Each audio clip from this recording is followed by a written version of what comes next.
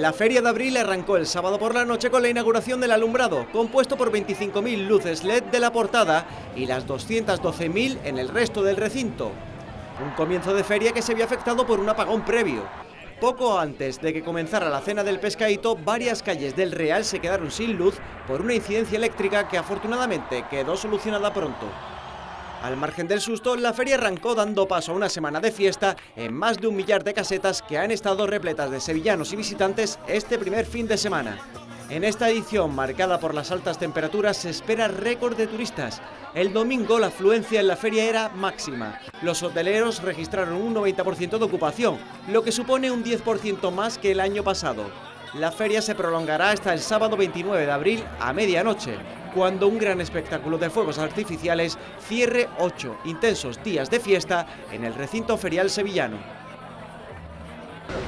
3 asociaciones de jueces y 2 de fiscales han anunciado este lunes su intención de convocar una huelga indefinida a partir del próximo 16 de mayo.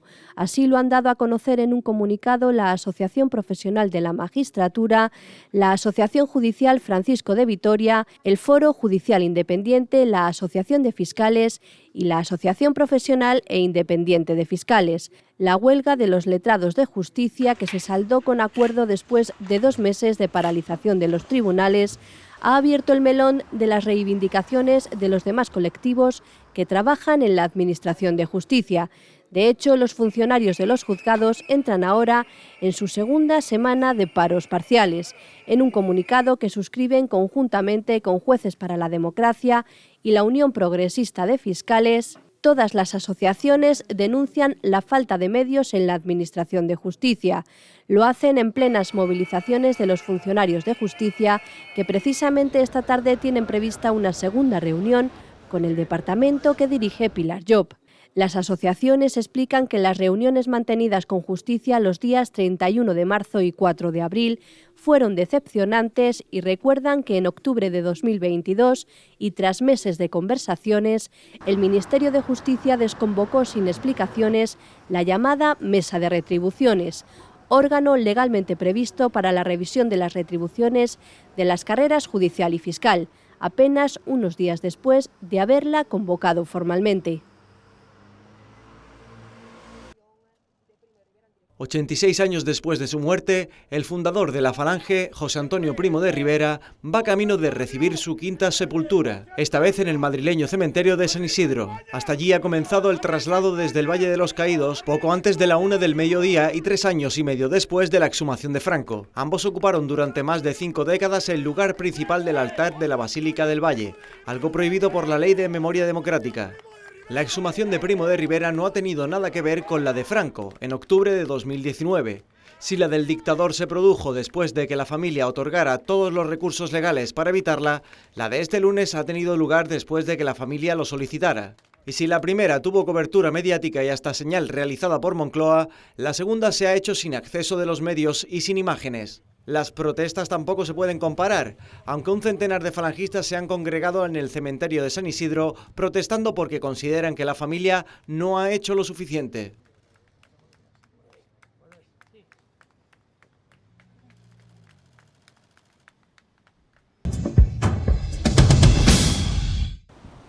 La Comisión Europea ha advertido a la Junta de Andalucía que la proposición de ley para regularizar los regadíos en Doñana puede deteriorar el humedal, ya que parece ir en dirección contraria a la sentencia del Tribunal Superior de Justicia que obliga a protegerlo. Así se lo ha trasladado el comisario europeo de Medio Ambiente, Virginijus Sinkevicius, al consejero andaluz de Sostenibilidad, Ramón Fernández Pacheco, durante este lunes en Bruselas. He tenido la oportunidad de explicarle al comisario Sinkevicius que se trata de una proposición de ley que en absoluto perjudica al acuífero de Doñana. Estamos hablando de aguas que vendrían siempre en superficie, siempre a través de un trasvase que el propio Gobierno de España prometió y comprometió por ley, nada más y nada menos, en el año 2018 y cuyas infraestructuras ni siquiera han comenzado. Por lo tanto, el agua de Doñana es para el Parque Nacional. Por otro lado, desde Europa han señalado también que las medidas adoptadas hasta ahora por España para garantizar el cumplimiento de la sentencia no son suficientes. Sin embargo, desde el Gobierno apelan a la Junta de Andalucía instándola a retirar la proposición de ley. No se trata de que es que los científicos, la Comisión de Participación del Parque, las ONGs o los agricultores o el Gobierno de España o la UNESCO nos estemos confabulando contra la proposición de ley y el señor Moreno Bonilla. Corresponde retirar este texto y sobre esa base podremos hablar de lo que corresponda, de lo que se necesite para reforzar la ejecución, pero no vamos a negociar ilegalidades. Ahora la Comisión Europea valorará detenidamente las aclaraciones facilitadas por el Gobierno autonómico y el Ejecutivo Central español. Exhumación de los restos mortales de José Antonio Primo de Rivera, fundador de Falange, del Valle de Cuelgamuros este lunes, ha provocado reacciones en todos los partidos políticos. En el lado del Gobierno, el PSOE, a través de la ministra de Educación y Formación Profesional, Pilar Alegría, ha afirmado que es un paso hacia la dignificación de nuestra democracia. Creo sinceramente que hoy damos un paso más hacia la dignificación, si me permiten, de nuestra propia democracia, con este cumplimiento, como digo, de la memoria democrática, de la ley de la memoria democrática. Por parte de Podemos, a través de su portavoz Pablo Fernández, la formación morada ha afirmado que se trata de una buena noticia, aunque han lamentado ir tarde. Nos parece una buena noticia, es una cuestión necesaria para nuestra democracia, pero también hemos de decir que vamos muy tarde en la aplicación de la ley de memoria democrática y que la familia de Primo de Rivera no es más que nadie y no debe tener más derechos que los represaliados y represaliadas que todavía están en Cuelgamuros. La oposición, en cambio, ha acusado al Gobierno de intentar desviar la atención con la exhumación, como así lo ha afirmado Borja Semper, portavoz de campaña del PP. Y yo creo que este Gobierno quizás se cree demasiado listo, pero me da la sensación de que nos toma a los españoles por demasiado tontos y cree que estas medidas de distracción van a surtir efecto. Vox ha ido más allá y ha acusado al Gobierno de profanar tumbas y desenterrar el odio entre españoles, como así lo ha afirmado el portavoz del Comité de Acción Política de Vox, Jorge Buxadé. Hemos mantenido una posición muy clara, que es de rechazo a un Gobierno que dedica gran parte de su tiempo a profanar tumbas, a desenterrar muertos, porque en el fondo lo que están haciendo es desenterrar el odio, el resentimiento y los rencores entre españoles. Tras este acuerdo alcanzado entre el Ejecutivo y la familia de Primo de Rivera, en aplicación de la Ley de Memoria Democrática, los restos del fundador de Falange ya se encuentran en el cementerio de San Isidro de Madrid. El Juzgado de Instrucción número 1 de Málaga ha acordado el ingreso en prisión provisional, comunicada y sin fianza, del hombre detenido en relación con la muerte de una mujer que cayó desde un sexto piso en la zona de Teatinos. Según fuentes judiciales, se le investiga por un delito de homicidio y la causa se instruirá en el Juzgado de Instrucción número 11. El detenido, que ha prestado declaración ante el juez y las demás partes, y la fallecida no eran pareja sentimental, por lo que el asunto será investigado por un juzgado ordinario y no en el especializado en violencia sobre la mujer. Los hechos ocurrieron sobre las primeras horas de la mañana del sábado, cuando varias llamadas al 112 informaron de que una mujer había caído al vacío desde un edificio en Teatinos. Hasta allí se desplazaron distintas unidades de la Policía Nacional, Policía Local y sanitarios, que solo pudieron certificar la muerte de la mujer. Fuentes policiales explicaron el mismo sábado que la mujer llegó a contactar con una amiga, indicándole que tenía miedo del detenido antes de precipitarse desde el balcón del inmueble. El morador de la vivienda, de origen búlgaro y una gran corpulencia, fue detenido allí mismo por su presunta implicación en los hechos. Otras fuentes aseguran que el arrestado llevaba viviendo en ese piso algo menos de un año.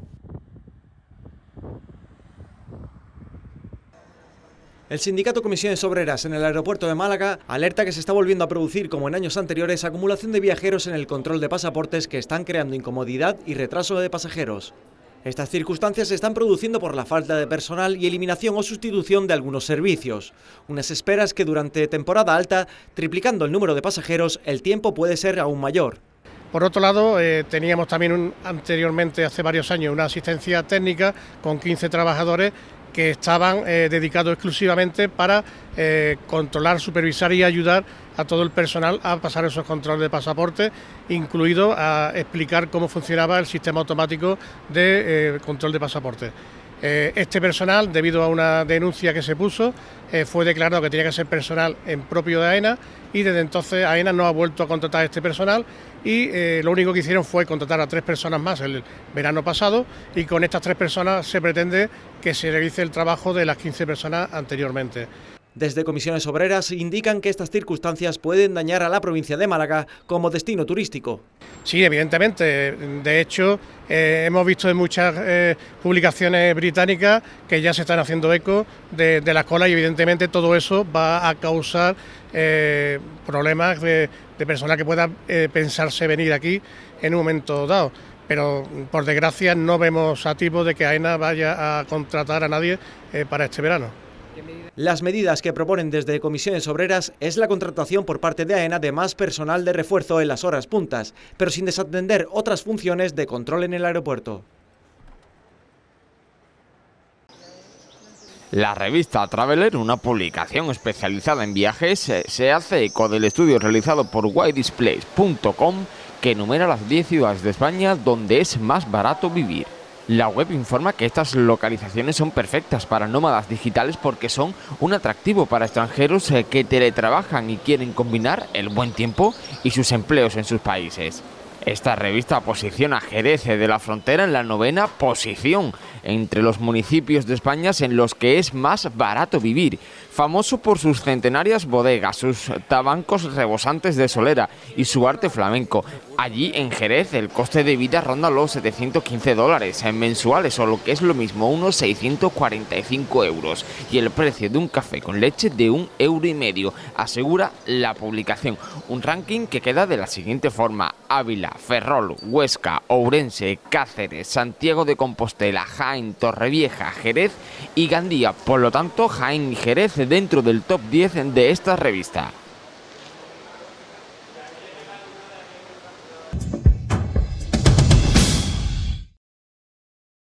El presidente del Gobierno, Pedro Sánchez, ha anunciado la construcción de 20.000 nuevas viviendas públicas y de alquiler asequible en terrenos propiedad del Ministerio de Defensa. Estas 20.000 nuevas viviendas públicas y de alquiler asequible se van a unir, como he dicho antes, a las 50.000 viviendas de la Sareb, a las 43.000 viviendas públicas que vamos a financiar a través del ICO.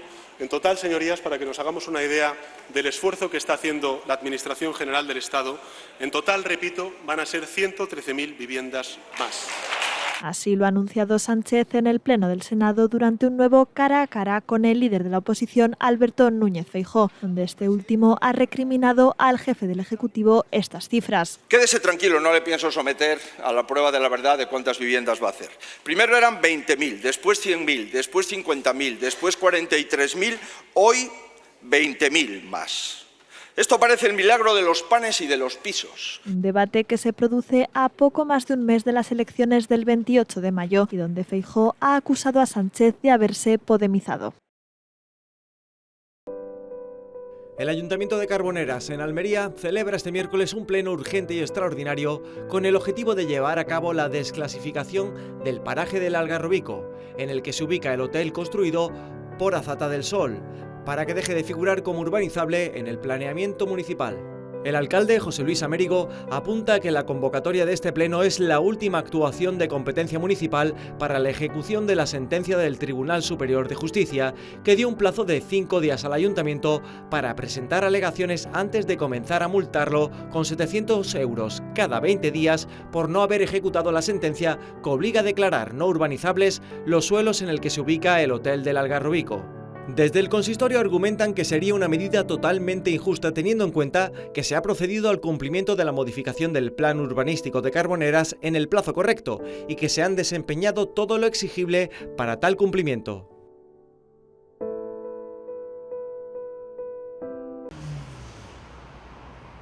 En Jerez, la Central Sindical Independiente de Funcionarios denuncia que el pasado jueves 20 de abril un equipo de emergencia del 061 de Jerez sufrió una nueva agresión, esta vez por parte de una mujer que estaba siendo asistida en la calle y de su supuesta pareja. Concretamente, los hechos se produjeron cuando los profesionales atendían a una mujer que presuntamente estaba convulsionando en el suelo.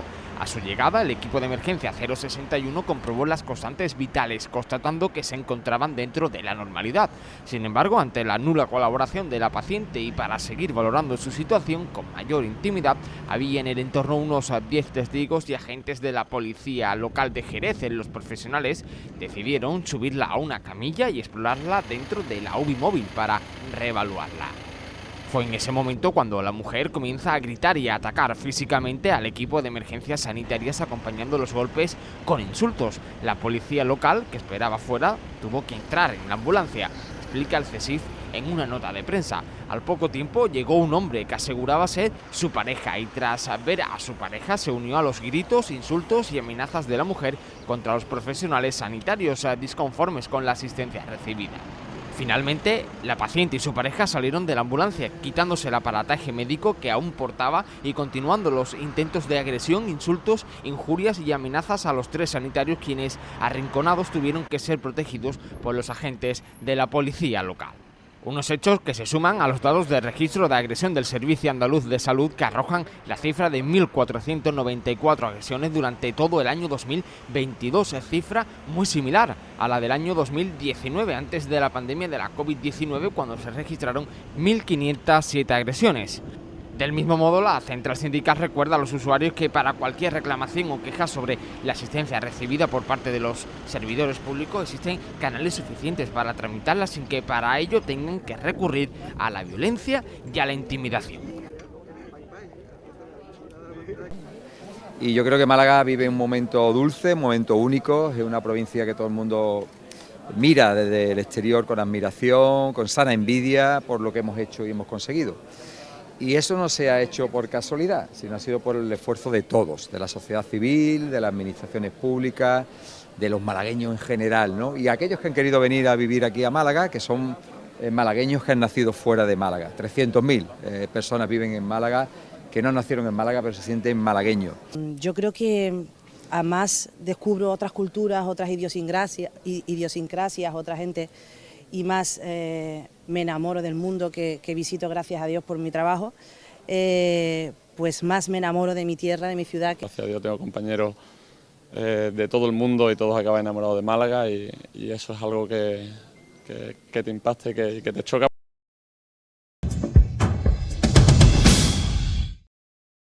La encuesta de población activa ha dejado buenas noticias en Andalucía, donde bajó el paro en 19.100 personas en el primer trimestre del año. Esto supone un 2,49% menos que en el trimestre anterior en la región, que lidera la estadística a escala nacional en términos absolutos en este apartado y deja el total de desempleados en 745.800 personas.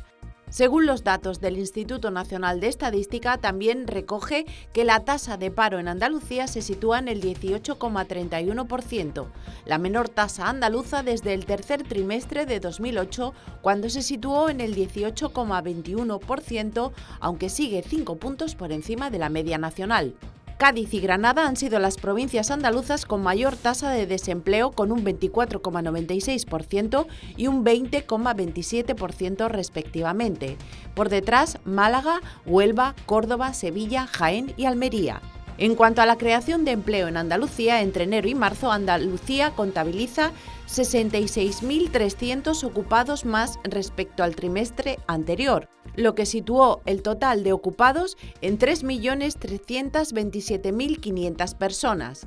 La cifra supone un aumento del 2,03% en la comunidad andaluza. A nivel nacional, el paro subió en 103.800 personas entre enero y marzo, lo que supone un 3,4% más que en el trimestre anterior, mientras que la ocupación se redujo en 11.100 puestos de trabajo, su menor descenso en un primer trimestre desde 2007.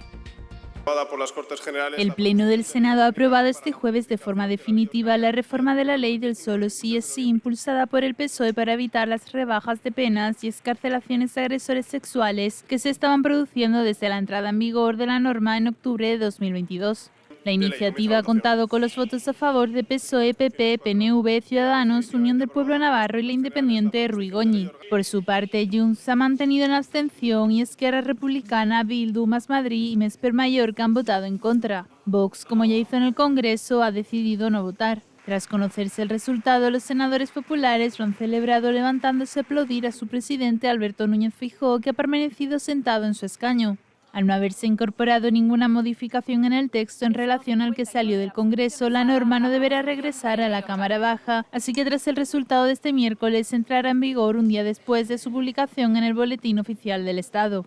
El nuevo texto modifica principalmente la horquilla de penas para la agresión sexual con violencia e intimidación de la ley del solo sí es sí, de forma que este delito eleva su castigo en hasta 2 años de prisión con respecto al vigente actualmente. El texto regresa de nuevo a las horquillas de penas de 1 a 5 años que se recogían para las agresiones sexuales en el Código Penal en 2010.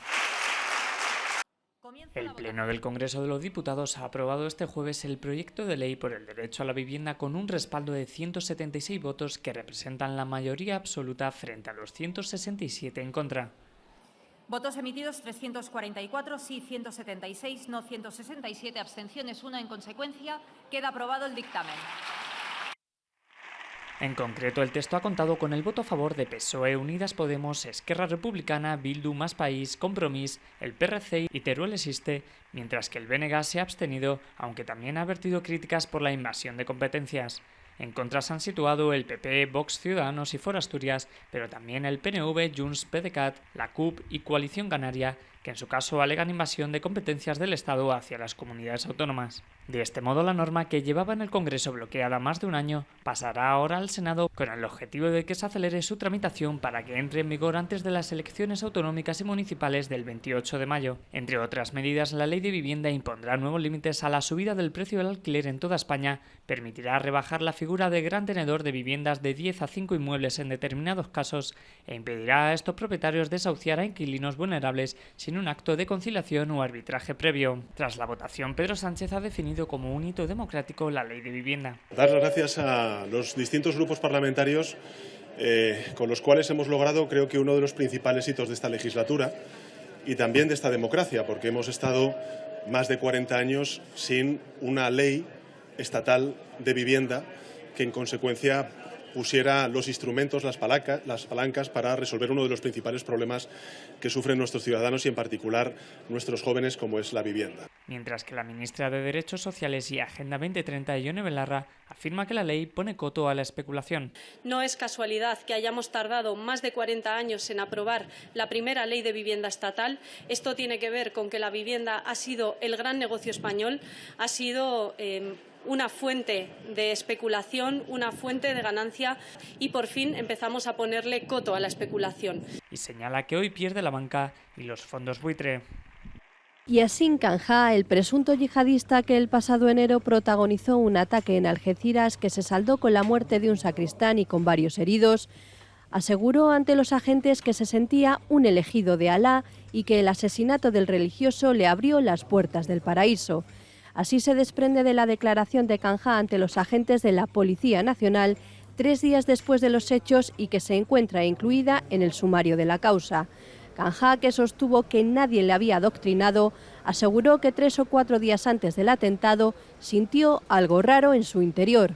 En concreto, y tras visualizar los ritos practicados por los cristianos, sintió que tenía un pacto con Satanás. Por su parte, la hermana del yihadista aseguró ante la Policía Nacional que la madre de ambos le advirtió sobre su hermano después de detectar un cambio significativo en su actitud. Así se desprende también de su declaración voluntaria ante los agentes de la Policía Nacional un día después de los hechos. Recordemos que el pasado 25 de enero se produjo la detención en Algeciras del presunto yihadista tras acabar con la vida del sacristán de la iglesia de Nuestra Señora de la Palma, en dicha ciudad.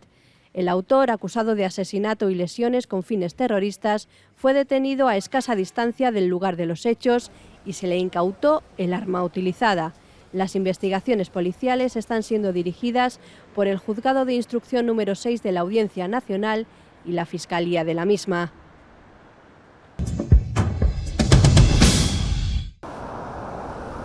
La Dirección General de Tráfico ha puesto en marcha el dispositivo especial de seguridad para el puente del 1 de mayo, un periodo en el que se espera en Andalucía 1,3 millones de desplazamientos por carretera. Para dar cobertura a la seguridad en las carreteras, la DGT desplegará un amplio dispositivo de sus medios humanos, compuesto por agentes de la Agrupación de Tráfico de la Guardia Civil, personal funcionario de los centros de gestión de tráfico patrullas de helicópteros y personal encargado del mantenimiento de equipos y de la instalación de medidas en carretera, con el objetivo de facilitar la movilidad y fluidez a las carreteras andaluzas. Desde la delegación del Gobierno han pedido a los conductores que sean extremadamente prudentes en sus trayectos en unos días en los que coinciden en la comunidad la celebración del Gran Premio de Motociclismo de Jerez y la romería de la Virgen de la Cabeza en la provincia de Jaén. A ello se suma la circunstancia de que el 2 de mayo sea festivo en la Comunidad de Madrid, por lo que se espera en Andalucía gran afluencia de tráfico.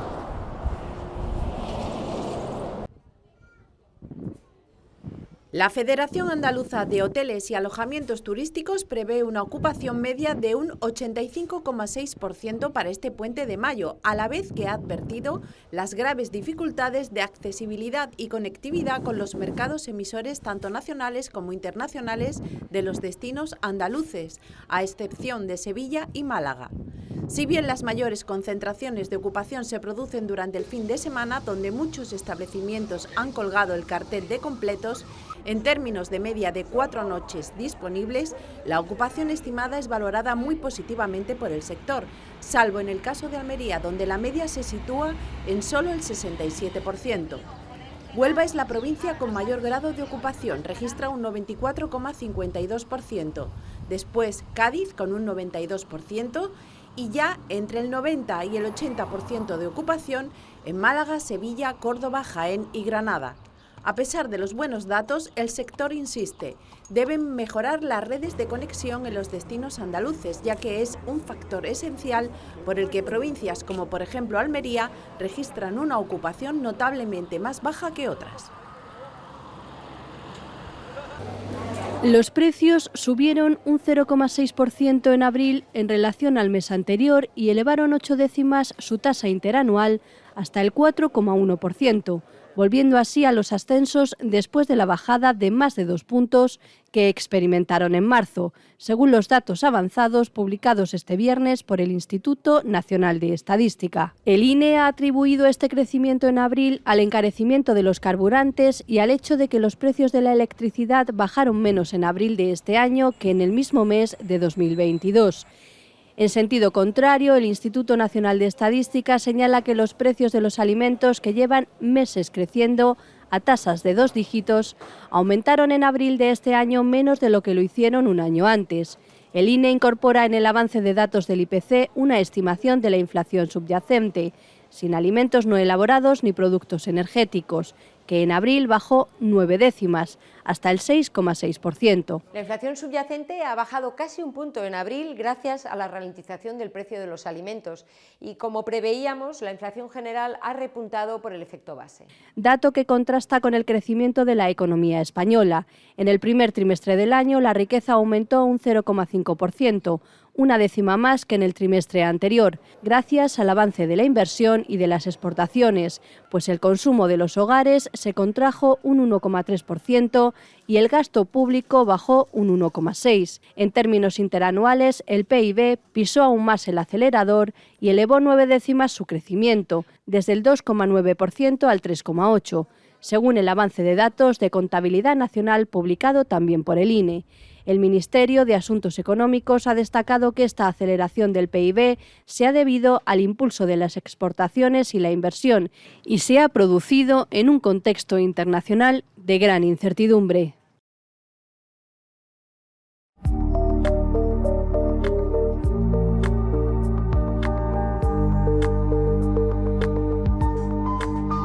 La previsión del tiempo para este domingo 30 de abril se presentará con cielos con intervalos de nubes medias y altas y nubosidad de evolución diurna en las sierras orientales, donde no se descartan chubascos ocasionales. Las temperaturas en descenso, más acusados en las máximas en la vertiente mediterránea, localmente sin cambios en la vertiente atlántica. Los vientos serán de componente norte en el tercio occidental y variables en el resto, girando por la tarde a poniente en el litoral atlántico y a levante en el Mediterráneo.